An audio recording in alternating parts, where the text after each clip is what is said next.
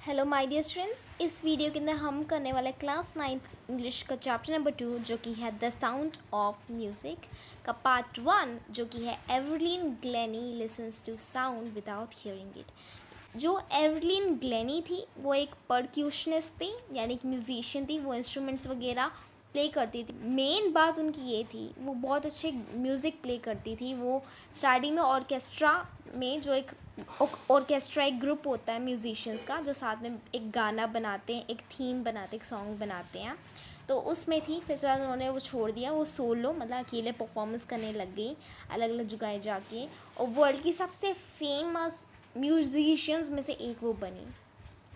अब उनकी ख़ास बात ये है कि उनको सुनाई नहीं देता था, या जो वो म्यूज़िक करती थी, गाना बनाती थी, लेकिन उनको सुना ही नहीं देता था। वो कहती थी कि वो म्यूज़िक को सुनती नहीं है, वो क्योंकि वो सुन ही नहीं सकती, वो डेफ थी।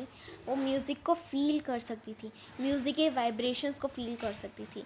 सो ये उनके बारे में है। उनकी आप समझ लो एक इंटरव्यू का एक छोटा सा पार्ट लिया गया जिसमें हमें उनके बारे में बताया जा रहा है कि वो कौन थी और कैसे वो स्टार्ट हुई, उनकी हिस्ट्री क्या थी, उनकी स्टोरी क्या थी। Before you read, God may have taken her hearing, but He has given her back something extraordinary. What we hear, she feels far more deeply than any of us. That is why she expresses music so beautifully. भगवान ने, God ने भले ही उनकी सुनने की शक्ति ले ली, लेकिन उन्होंने उसको कुछ बहुत अद्भुत एक्स्ट्रॉर्डनरी गिफ्ट करा। वो क्या था जिसको हम सुन सकते थे, वो उसको फील कर सकती थी, यानी बहुत ज़्यादा डीपली। जो म्यूज़िक को हम सिर्फ अपने कानों से सुनते हैं ना, उनकी वाइब्रेशंस को अपनी बॉडी में फ़ील करती थी। वो कहती थी कि उनकी जो बॉडी है उसमें जब गाना बजता है ना, म्यूज़िक बजता है, तो उसकी वाइब्रेशंस, उसकी जो फीलिंग होती है, उसको वो अपनी बॉडी के अलग अलग पार्ट्स में फ़ील कर सकती थी और उसको वो इंजॉय करती थी। इतना इतनी उनकी सेंसेस खुल गई थी। तो वो एक चमत्कार आप समझ सकते हो स्टूडेंट्स। इस कारण से वो इतनी आगे बढ़ी, क्योंकि वो म्यूज़िक को सिर्फ सुन नहीं सकती थी, उनको फील कर रही थी, जो हम में से कोई शायद कभी नहीं कर पाएगा, क्योंकि हम सब लोग सुन सकते हैं। That is why she expresses song so beautiful. इस कारण से लोग कहते थे, क्योंकि हम तो म्यूज़िक सिर्फ सुन सकते हैं, लेकिन वो फील कर सकती है, और क्योंकि वो फील कर सकती है, इस कारण से वो इतना अच्छा बजाती है, क्योंकि वो एक म्यूज़िक को एक उस तरीके से समझ सकती है जिस तरीके से हम शायद कभी नहीं उस म्यूज़िक को समझ पाएंगे। Read the following account of a person who fought against a physical disability and made her life a success story. उन्होंने अपनी ज़िंदगी को एक बहुत सक्सेस स्टोरी, बड़ी सक्सेस स्टोरी बनाया, जिसको शायद पता नहीं कितने लाखों लोग जो डिसेबल हैं, जो सुन नहीं सकते, बोल नहीं सकते, देख नहीं सकते, उन्होंने उससे एग्ज़ाम्पल लिया होगा, इंस्पिरेशन ली होगी। और सिर्फ उन्हीं के लिए नहीं, हम सब के लिए, कि अगर एक ऐसी लेडी जो सुन नहीं सकती थी वो म्यूज़िक में मास्टरी कर सकती है, तो हमारे पास तो पूरी हमारी बॉडी एकदम हेल्दी है, हम तो क्या कुछ नहीं कर सकते। ये उसी के ऊपर है। Rush hour crowds jostle for position on the underground trail platform. A slight girl, looking younger than her 17 years, was nervous yet excited as she felt the vibrations of the approaching train. Rush hours का मतलब होता है वो moment, वो दिन का समय जब सबसे ज़्यादा भीड़ होती है, उसको रश आवर कहते हैं। नॉर्मली जब सुबह का टाइम, जब सुबह सुबह लोग काम पे जाते हैं, वो रश आवर होता है, और एक शाम का टाइम होता है जब लोग काम से वापस आ रहे होते हैं, वो भी एक रश आवर होता है। तो रश क्राउड है, सब लोग इधर उधर भगदड़ मची हुई है। ट्रेन प्लेटफॉर्म की बात करें हम, अंडरग्राउंड सबवे के अंदर, वहाँ पे हर कोई इधर उधर जा रहा है, ट्रेनें पकड़ रहा है वगैरह वगैरह। वहाँ पे एक छोटी सी लड़की खड़ी है, स्लाइड गर्ल, मतलब छोटी सी, ज़्यादा ऐसे नहीं कि वो लेडी लग रही है, वो एक लड़की है, बच्ची खड़ी हुई है, जो अपने 17 ईयर से काफ़ी ज़्यादा छोटी है, और वो नर्वस है, उसको थोड़ा डर लग रहा है, लेकिन एक्साइटेड भी है, उसको खुशी भी हो रही है, क्योंकि वो, और जैसे वो फील करती कि जो ट्रेन है उसकी वाइब्रेशंस उसको फील हो रही है। कभी कभी आप ट्रेन के सामने खड़े होते हैं तो आपने देखा जैसे ट्रेन पटरी से जा रही थी तो उसकी वाइब्रेशंस फील होती है, पैर में धक धक धक धक नीचे मच रही होती है ना, ज़मीन हिल रही होती है। या कभी कभी उसके आसपास जो घर बने होते हैं, घरों के शीशे हिलने लग जाते जब ट्रेन चलती है, वही वो फीलिंग फील कर पा रही है। It was her first day at the prestigious Royal Academy of Music in London, and daunting enough for any teenager fresh from a Scottish farm. But this aspiring musician faced a bigger challenge than most. She was profoundly deaf. आज जिसमें जब ये story हमारी लिखी जा रही है उस टाइम पे एवरलिन ग्लेनी का फर्स्ट डे था सबसे दुनिया के सबसे फेमस स्कूल लर्निंग स्कूल में से एक, जिसमें आप गाने सीखते हैं, म्यूज़िक लर्निंग स्कूल है ये, royal academy of music in London. वहाँ पे उसका पहला दिन था और क्योंकि वो एक छोटी सी लड़की थी जो ज़्यादा कोई बड़े देश से नहीं आई थी, ना उसका कोई इतना बड़ा सिटी से वो आई थी, वो एक छोटे से गांव से आई थी जो स्कॉटलैंड के अंदर था। लेकिन जो ये म्यूज़िशियन है, एस्पायरिंग म्यूज़िशियन, मतलब जो ये बनने वाली हैं आगे जाके, जो सफलता हासिल करेंगी, उन्होंने एक सबसे बड़ा चैलेंज फेस करा था जो लोगों से बहुत बड़ा था। वो क्या था? क्योंकि वो एक म्यूज़िशियन बनने वाली थी लेकिन वो सुन नहीं सकती थी। Evelyn Glennie loss of hearing had been gradual. अब ये ग्रेजुअल था, धीरे धीरे हुआ, ऐसा नहीं कि एक साथ ही वो सुनना उन्होंने बंद हो गया उनका। हर mother remembers noticing something was wrong when the 8-year-old Evelyn was waiting to play the piano. They called her name and she didn't move. I suddenly realized she hadn't heard, said Isabel Glennie. अब उसकी मम्मा हमें बताती है कि first time उन्होंने तब notice करा था कि एवरलिन के अंदर साथ कोई प्रॉब्लम है जब एक बार उनको पियानो बजाने के लिए कहा गया तो एवरलिन ने नहीं बजाया। बाद में उनकी मम्मा ने नोट करा कि एवरलिन ने रियलिटी में सुना ही नहीं था कि उससे कहा गया था कि वो पियानो बजाए। For quite a while, Evelyn managed to conceal her growing deafness from friends and teachers. But by the time she was 11, her marks has deteriorated and her headmistress urged her parents to take her to a specialist.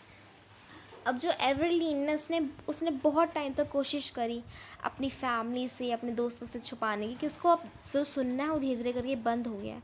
लेकिन धीरे धीरे करके जो उसके school में जो उसके marks थे वो कम होने लग गए।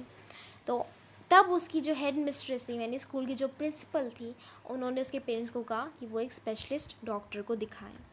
It was then discovered that her hearing was severely impaired as a result of a gradual nerve damage. They were advised that she should be fitted with hearing aids and sent back to a school for the deaf. अब ये discover करा गया कि उनकी दिमाग के अंदर एक नर्व डैमेज हो गया है। नर्व डैमेज का मतलब होता है कभी कभी ब्रेन का एक छोटा सा पार्ट की जो नर्व सिस्टम होता है वो डैमेज हो गया, उसमें कोई प्रॉब्लम आ गई है जिस कारण से बंद पड़ जाता है वो हिस्सा, जिस कारण से कभी कभी लोगों, जैसे इनको सुनाई नहीं दे रहा, कुछ लोगों को दिखाई देना बंद हो जाता है, कुछ को बोलना बंद हो जाता है। क्योंकि जितने भी हमें बॉडी पार्ट्स, जितने भी हम मूवमेंट्स करते हैं अपनी बॉडी से, जो भी हमें बॉडी देखती सुनती है वो हमारे दिमाग से कनेक्टेड, नर्व से कनेक्टेड है। और इन नर्व्स के जो ये अलग अलग छोटे छोटे पॉकेट्स होते हैं हमारे दिमाग के अंदर, उनमें से कोई डैमेज हो जाता है ना तो वो हिस्सा हमारी बॉडी का काम करना बंद हो जाता है। तो एवरलिन के साथ भी यही हुआ, उनका जो सुनने का सिस्टम था दिमाग के अंदर, नर्व थी, वो डैमेज हो गई जिस कारण से उनको सुनाई देना बंद हो गया। जो डॉक्टर्स वगैरह थे उन्होंने उनको सजेस्ट करा कि कान में लगाने की जो मशीन आती है ना, एम्पलीफायर, वो लगा दो और उसके बाद उनको एक डेफ के स्कूल में भेज दो जहाँ पे बच्चे जो डेफ होते हैं वो सीखते हैं। Everything looked black says Evelyn. और फिर एवरलिन इंटरव्यू में कहती है कि सब कुछ काला काला सा उसके बाद फील होने लग गया। लाइक जैसे आपने देखा वाइट नॉइज़ होती है, नेट पे कभी सर्च मारना वाइट नॉइज़, तो वैसे ही जब आप डेफ हो जाते हो तो आपको वही चीज़ सुनाई देती है, कुछ और सुनाई नहीं देता। But Evelyn was not going to give up. Evelyn हार नहीं मानने वाली नहीं थी। She was determined to lead a normal life and pursue her interest in music. Evelyn जो थी वो डिटर्मिन्ड थी, मतलब उन्होंने हार नहीं मानी थी। उनको था कि उनको एक नॉर्मल लाइफ जीनी है जैसे सब लोग जिएंगे और उसको म्यूज़िक को अपना करियर बनाना है, अपनी ज़िंदगी बनानी है। One day she noticed a girl playing a xylophone and decided that she wanted to play it too. Most of the teachers discouraged her, but her percussionist Ron Forbes spotted her potential. He began by turning two large drums to different notes. अब एक दिन क्या हुआ, एवरलीन ने note करा कि एक लड़की एक जाइलोफोन बजा रही थी। आप साइड में एक जाइलोफोन देख सकते हो। इसको वो जो डंडी है ना, उनसे मार मार के इसे बजा के करते हैं। आप नेट पे इसको सर्च मारो, ठीक है। आप ये वीडियो देख रहे हो, मतलब यूट्यूब पे हो, तो आप आराम से ये सारी चीज़ें सर्च मार के सुन सकते हैं। जाइलोफोन को सुनो, बहुत बहुत सुंदर आवाज़ होती है इसकी, बस सुनो। तो उसने कहा कि एवरलीन ने कहा कि मुझे भी ये प्ले करना है जाइलोफोन। अब टीचर ने डिस्करेज करा एवरलीन को। क्यों? क्योंकि एवरलीन, आप जानते हो स्टूडेंट्स, सुन तो सकती ही नहीं है। तो वो कैसे, अगर वो म्यूज़िक कोई प्ले भी कर ले तो कैसे सुनेगी? क्योंकि उस टाइम पे डिस्कवर भी नहीं हुई थी ये बात कि जो एवरलीन है वो फील कर सकती है म्यूज़िक को। तो एक जो परक्यूशनिस्ट थे वहाँ पे, रोन फोर्ब्स, उसने देखा कि बच्ची को, भले ही वो डेफ है लेकिन उसका इंटरेस्ट है म्यूज़िक में, तो उन्होंने उसके अंदर पोटेंशियल देखा। तो वो 2 बड़े बड़े ड्रम लेकर आ गए एवरलीन के सामने, और उनको डिफरेंट डिफरेंट नोट्स, अलग अलग, यानी ताल पे कह सकते हो आप, या अलग अलग तरीके से ड्रम को अगर आप बीच से करते हो तो थोड़ी धीरे धीरे आवाज़ आती है, जितना आप कोने से ड्रम को बजाते हो उतना तेज़ तेज़ आवाज़, वैसे अलग अलग ऐसे आवाज़ों से प्ले करने लगे, ऊपर नीचे ऊपर नीचे। Don't listen through your ears, he would say, try to sense it some other way. उन्होंने एवरलीन को बोला कि तुम कानों से ना सुनो। अब जाहिर सी बात है, एवरलीन सुन तो सकती नहीं थी, तो वो कैसे कानों से सुनेगी, पर उसको इंकरेज करते कि किसी और तरीके से सेंस करने की कोशिश करो। Suddenly I realized I could feel the higher drum from the waist up and the lower one from the waist down. और फिर एवरलीन कहती कि उसको जैसे ड्रम बजना शुरू हुआ, फील कर ली थी कि जो बड़ा वाला ड्रम था ना, उसको फील कर सकती थी अपनी अपर बॉडी, वेस्ट, आपकी जो कमर होती है ना, कमर से ऊपर वाले एरिया में आपकी बॉडी के, वहाँ पे वो जो बड़ा वाला ड्रम था उसकी आवाज़ को फील कर पा रही थी, और जो छोटा वाला ड्रम था उसकी आवाज़ को वो अपनी कमर से नीचे फील कर पा रही थी, उसकी जो वाइब्रेशंस होती ना उसको। Forbes repeated the exercise and soon Evelyn discovered that she could sense certain notes in different parts of her body. अब उसके बाद जो फोर्ब्स थे वो रुके ही नहीं, उन्होंने प्रैक्टिस जो थी ये कंटिन्यू रखनी शुरू करी, वो रुके नहीं, वो ये एक्सरसाइज को करते रहे। और फिर एवरलीन ने ये रियलाइज़ करा कि वो कुछ नोट्स को, कुछ सॉन्ग्स की जो ये रिदम होती है, वाइब्रेशंस होते हैं, उसको अपने बॉडी के वो अलग अलग हिस्सों में फील कर सकती थी, सेंस कर सकती थी। I had learn to open my mind and body to sounds and vibration. उसकी भली कानों की आवाज़ चलेगी, लेकिन उसने अपनी पूरी बॉडी की मदद से उन धुनों को, उन वाइब्रेशंस को सेंस करना स्टार्ट कर दिया। The rest was share determination and hard work. और जो बाकी सब था वो सिर्फ ये डिटर्मिनेशन था कि कभी रुकना नहीं है, करते रहना है, और हार्ड वर्क था, मेहनत थी। She never looked back from the point onwards. उसके बाद एवरलीन ने कभी पीछे मुड़ के नहीं देखा। She toured the United Kingdom with a youth orchestra and by the time she was 16 she had decided to make her music her life. अब वो यूनाइटेड किंगडम में एक यूथ ऑर्केस्ट्रा वही एक ग्रुप का लोग, एक ग्रुप होता है जिसमें अलग अलग इंस्ट्रूमेंट म्यूज़िक के प्ले करने वाले लोग होते हैं, जो साथ में एक म्यूज़िक बनाते हैं, एक पूरी सॉन्ग बनाते हैं। उसमें उन्होंने पार्ट लिया, और यूथ था यानी यंग लोगों का था। और उसके बाद वो जब 16 की हुई तो उन्होंने डिसाइड करा कि वो अपनी म्यूज़िक को अपनी ज़िंदगी बनाएगी। She auditioned for the Royal Academy of Music and scored one of the highest marks in the history of Academy.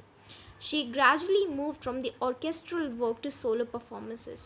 At the end of her 3-year course, she had captured most of the top awards.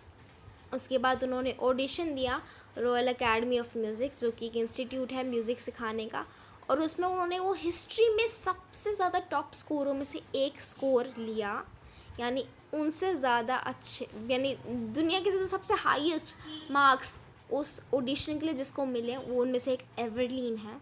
और उसके बाद उन्होंने और भी अपने गानों में, music में आगे बढ़ी, और उन्होंने जो ऑर्केस्ट्रल होता है, मतलब दूसरों के साथ जो प्ले करते हैं, उनको छोड़ा, ग्रुप को छोड़ा, और वो अकेले परफॉर्मेंस करना उन्होंने स्टार्ट कर दिया। और अब जैसे ही उनका 3 साल का कोर्स ख़त्म हुआ, उन्होंने बहुत सारे अवार्ड्स वगैरह ले लिए थे already. All for this, Evelyn won't accept any hint of heroic achievement. If you work hard and know where you are going, you'll get there. लेकिन ये सब हासिल करने के बाद भी एवरलीन ने कभी भी कोई ऐसा प्राइड नहीं लिया, कभी कोई ऐसी हेरोइक अचीवमेंट, जैसे कह रहा हूँ कि एवरलीन कोई गॉड गिफ्टेड है या एवरलीन ने कुछ एवरलीन के अंदर कुछ बहुत ही ख़ास बात है, उन्होंने एवरलीन ने इस चीज़ को कभी एक्सेप्ट नहीं करा, ना उसके बारे में कुछ बोला, क्योंकि वो ये कहती थी कि जो भी उन्होंने करा है वो हार्ड वर्क के कारण करा है, मेहनत करी है। अगर कोई और भी उनकी जैसे ही मेहनत करेगा तो वो भी वहीं पहुँचेगा जहाँ वो पहुँचेगी। And she got right to the top, the world's most sought after multi-percussionist with a mastery of some thousands instruments and a hectic international schedule. और उसके बाद क्या, एवरलीन सबसे टॉप पे थी, दुनिया में सबसे टॉप लोगों में से एक, जो गाने के लिए लोगों को बुलाया जाता था कॉन्सर्ट्स वगैरह में, उनमें से एक एवरलीन का नाम था। उनके पास एबिलिटी थी पता नहीं कितने हज़ारों इंस्ट्रूमेंट्स बजाने की, और इसी के साथ साथ उनका एक काफ़ी हैक्टिक, मतलब काफ़ी ज़्यादा बिजी इंटरनेशनल शेड्यूल था। यानी कभी अफ्रीका जा रहे हैं, कभी इंग्लैंड जा रहे हैं, कभी अमेरिका जा रहे हैं, कभी ऑस्ट्रेलिया जा रहे हैं, ऐसे घूमते रहो। It is intriguing to watch Evelyn function so effortlessly without hearing. In our two-hour discussion, she never missed a word.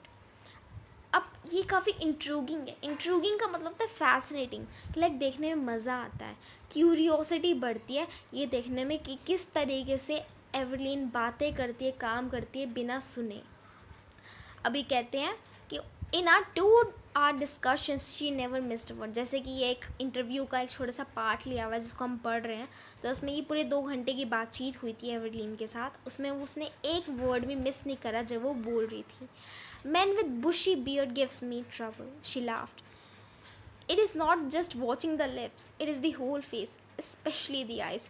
अब उसमें जो एवरलीन है वो एक मजाक कर रही है कि उसको दाढ़ी वाले लोग अच्छे नहीं लगते।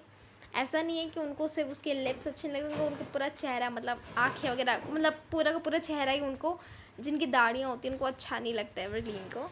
She speaks flawlessly with a Scottish lilt. अब वो फ्लॉलेसली बोलती, फ्लॉलेसली मतलब होता है कि बिना किसी प्रॉब्लम के बोलती है, और अपने स्कॉटिश लिल्थ के साथ बोलती है। स्कॉटिश लिल्थ का क्या मतलब है, अब वो स्कॉटलैंड से, तो जो उनका एक्सेंट है इंग्लिश का वो स्कॉटिश होगा, तो जो एक्सेंट होता है ना उसको हम लिल्थ कहते हैं। जैसे हमारा इंडियन एक्सेंट है तो हमारा इंडियन लिल्थ है, तो कभी कभी हम थोड़े इंडियन स्लैंग्स डालेंगे, राइट, कभी हम थोड़े इंडियन वर्ड्स घुसा देंगे अपनी बातचीत के अंदर, उसी तरीके से अमेरिकन लोगों का होता है, और उसी तरीके से एवरलीन का स्कॉटिश लिल्थ था, मतलब एक्सेंट था, बोलने का तरीका था। My speech is clear because I could hear till I was 11, she says, but that doesn't explain how she manage to learn French and master basic Japanese. अब इसके बारे में एवरलीन ये रिप्लाई देती है कि वो 11 साल तक सुन सकती थी, इस कारण से जो उसकी बोलना है वो आसानी से बोल पाती है। लेकिन इंटरव्यू में हम करते कि ये हमें नहीं पर समझा पाते कि किस तरीके से एवरलीन ने फ्रेंच सीख ली थी और उसके साथ साथ जापानीज़ बेसिक जापानीज़ बोलना भी सीख लिया था। As for music she explains, it pours in through my every part of my body. It tingles in my hair, skin, my cheekbones, and even in my hair. When she plays the xylophone, she can sense the sound passing up the sticks in her fingertips. By leaning against the drums, she can feel the resonance flowing into her body. On a wooden platform, she removes her shoes so that the vibration pass through her bare feet and up her legs. अब उसमें वो explain करती है एवरलीन कि जब वो गाना बजाती है, कोई भी म्यूज़िक प्ले करती है, ऐसा फील होता है कि जैसे जो पूरा म्यूज़िक है, जो गाना है वो उसकी बॉडी के अंदर जा रहा है, उसके वो हर एक बॉडी के पार्ट्स को टच कर रहा है। कभी उसकी स्किन में टिंगल्स होते हैं, फीलिंग आती है, सेंसेशंस होती हैं। उसके चीक बोन्स, जो हमारे गाल के ऊपर और आँखों के नीचे एक हड्डी सी होती है, उसको चीक बोन्स कहते हैं, और इवन उनके बालों में, वो जो कहते हैं कि जब वो म्यूज़िक प्ले करती है, ज़ाइलोफोन करती है, तो वो फील करते हैं कि किस तरीके से जो गाने की जो रिदम है ना, और जो म्यूज़िक की जो वाइब्रेशंस है वो उसकी फिंगर टिप पे टच हो पा रही हैं। और जब वो म्यूज़िक ड्रम्स प्ले करती है ना, वो अपने पैरों के वो शूज़ वगैरह उतार लेती है, अपने पैरों को नंगा कर देती है, बेयर फीट खड़ी होती है वुडन प्लेटफॉर्म में, ताकि वो उन वाइब्रेशंस को अपने पैरों के थ्रू ड्रम्स के फील कर पाए, और वो कैसे फील कर रहा है कि वो कैसे उनके पैर के थ्रू अपने पूरी बॉडी के ऊपर आ रहे हैं। Not surprisingly, Evelyn delights her audience. In 1991, she was presented with the Royal Philharmonic Society's prestigious Soloist of the Year award. अब जो ऑडियंस थी, जो अब इसमें कोई सरप्राइज़ की बात नहीं कि जो एवरलीन है वो जब गाना प्ले करती थी तो उसकी जो ऑडियंस थी वो खुश होती थी, उसकी ऑडियंस को मज़ा आता था लोगों को. 1991 में उसको royal Philharmonic societies prestigious soloist of the year award मिला. अब मतलब इसका मतलब क्या है कि ये कोई अवार्ड होगा म्यूज़िक अकेडमी में जो दिया जाता होगा, जो सबसे महान अवार्डों में से एक है. Says master percussionist James Blades, God may have taken her hearing, but he has given her something extraordinary. What we hear, she feels far more deeply than any of us. That is why she expresses music so beautifully. Evelyn confesses that she is something of a workaholic. अभी Evelyn है वो confess करती कि वो काफ़ी ज़्यादा workaholic है. मतलब वो लोग हैं जो काम करने से थकते नहीं, जिनको काम करने में मज़ा आता है. I've just got to work, often harder than classical musicians, but the reward are enormous. Apart from the regular concerts, Evelyn also gives free concerts in prisons and hospitals. She also gives high priority to classes for young musicians. Anne Richlin of Beethoven Fund for Deaf Children says, she is a shining inspiration for deaf children. They see that there is nowhere that they cannot go. अब जो एवरलीन कह रही है कि उसको बहुत थोड़ी ज़्यादा मेहनत करनी पड़ती जितना नॉर्मल लोग म्यूजिशियंस मेहनत करते हैं. जाहिर सी बात है वो डेफ है, लेकिन जो उसका रिवॉर्ड होता है ना, जो उसको मज़ा आता है ना, वो बहुत ज़्यादा है, बहुत इनॉर्मस है. जिसको उसको जितनी खुशी मिलती है ना म्यूज़िक प्ले करके, वो बहुत अच्छी है. और उसके लिए वो काम करने को, मेहनत करने को तैयार है. और उसके बाद वो रेगुलर कॉन्सर्ट्स करते हैं. और उसके अलावा वो फ्री में भी जेलों में और हॉस्पिटल्स में गाने बजाने जाती है. और उसकी सबसे हाईएस्ट प्रायोरिटी ये है कि वो छोटे बच्चों को गाना टीच करे, जैसे कि उस जैसे बच्चों को जैसे कि एवरलीन खुद है. अब वो एक फ़ंड है यहाँ पे गानों के लिए, जो डेफ बच्चे होते हैं उनको गाने म्यूज़िक वगैरह सिखाने की एक हमारी यहाँ फ़ंड ऑर्गेनाइजेशन है. वहाँ की जो एन रिचलिन है, हम वहाँ की वो काम करने वाली, वो कहती हैं कि जो एवरलीन है वो एक इंस्पिरेशन है उन सारे डेफ बच्चों के लिए, क्योंकि उन एवरलीन को देख के उन बच्चों को फील होता है कि ऐसी कोई जगह नहीं है जहाँ वो नहीं जा सकते. Everline Glennie has already accomplished more than most people twice her age. She has brought percussionists to the front of the orchestra and demonstrated that it can be very moving. She has given inspiration to those who are handicapped, people who look to her and say, if she can do it, I can. And not the least, she had given enormous pleasure to the millions. अब जो Evelyn Glenny है, उसने जितनी सफलता हासिल करी, जितने achievement हासिल कर लिया है, वो लोग तो कभी नहीं कर पाते जितने जो उससे दुगनी एज के होते हैं. एवरलीन ने इतनी छोटी एज में इतना कुछ हासिल कर लिया है. उसने पूरी दुनिया को शो करा है कि कैसे हम लोग अपनी डिसेबिलिटी, अपनी प्रॉब्लम्स, अपने स्ट्रगल से निकल के चीज़ें अचीव कर सकते हैं. एवरलीन ने डेफ होते हुए म्यूज़िक को अपना करियर बनाया. स्टूडेंट्स, ये दोनों चीज़ें कितनी एब्स्ट्रैक्ट लगती है. आप सोचो, एक डेफ और म्यूज़िक कितना सोच के अजीब लगता है. तो वही बात होगी ना कि एक म्यूट बंदा जो बोल नहीं सकता वो मोटिवेशनल स्पीकर बन जाए, राइट. उसी तरीके से एवरलीन ने उसमें हासिल कर लिया जितना वो कर सकती थी. अब जितने भी ये लोग हैं जो हैंडीकैप्ड वगैरह हैं, जो नॉर्मल लोग भी, ठीक है, वो एवरलीन को देख के ये कह सकते हैं कि अगर ये लड़की कर सकती है, एक ऐसा पर्सन कर सकता है, उस फील्ड में चीज़ें अचीव कर सकता है जिस फील्ड को के बारे में कोई सोच भी नहीं सकता, तो वो क्यों नहीं कर सकते. एवरलीन ने लाखों लोगों के दिल जीते हैं और पता नहीं कितने करोड़ों लोगों को अच्छा फील करवाया है. उनको कि अपने गाने के कारण उनको लोगों को इन्जॉय करवाया, एंटरटेन कराया है. और एवरलीन ग्लेनी की ये इंस्पिरेशन की बात हम कभी नहीं भूल सकते. उनकी लाइफ एक इंस्पिरेशन स्टोरी है, एक क्या कह सकते हैं इसको हम, हीरोइक स्टोरी है कि कैसे एक लड़की जो डेफ थी तो भी उसने एक म्यूज़िक फील्ड में पार्ट लेना समझा और इस कारण से इतने लोगों के लिए वो एक इंस्पिरेशन का ज़रिया बनी. खासकर उन लोगों के लिए जो एवरलीन की तरह डिसेबल हैं, जो कुछ चीज़ें नहीं कर पाते लेकिन वो अब कर सकते हैं. क्योंकि एवरलीन ने करा है तो वो क्यों नहीं कर सकते।